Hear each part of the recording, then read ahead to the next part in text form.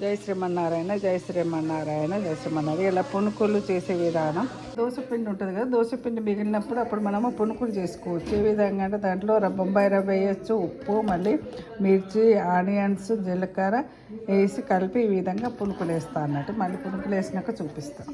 మూకుడు పెట్టి ఆయిల్ పోసి తర్వాత పునుకులు వేసి తీయడం అంతే. పునుకుల కోసం ఇది చట్నీ చేస్తున్నాను. మిర్చి, సాల్ట్, చింతపండు వేయాలి, ఇంకా పల్లీలు, కుడక పొడి దీన్ని చేసి గ్రైండ్ చేసి దీన్ని పునుకులకు చట్నీ అన్నట్టు. పుట్నాలు సగం కప్పు వేస్తే పల్లీలు సగం కప్పు వేయాలి. కుడక పొడి వేసుకొని గ్రైండ్ చేస్తే అయిపోతుంది.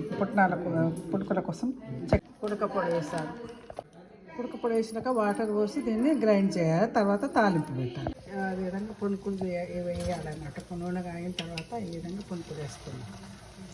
ఈ మెథడ్ కాక ఇట్లా చెప్తున్నాను. తాలింపు వేసుకుంటప్పుడు ఇట్లా అన్నీ కలిపి పెట్టుకుంటే ఈజీగా ఉంటుంది. జీలకర్ర, ఆవాలు, మిర్చి, మినపప్పు, అట్లా శనగపప్పు వేసుకుంటే శనగపప్పు వేసుకొని ఈ విధంగా పెట్టుకుంటే ఈజీగా మనం తాలింపు వేసేటప్పుడు దాంట్లో వేసుకోవచ్చు అండి. ఇది ఇడ్లీ కోసం, అది చట్నీ కోసం ఇట్లా ఈ విధంగా తయారు చేసుకోవాలని చెప్తాను. కొంచెం ఆయిల్ పెట్టేసి ఇది వేసేసుకుంటే అయిపోతుంది అంతే. కాస్త ఉప్పు వేయాలి, కొంచెం ఇంగువ, కరివేపాకు వేసుకోవాలి.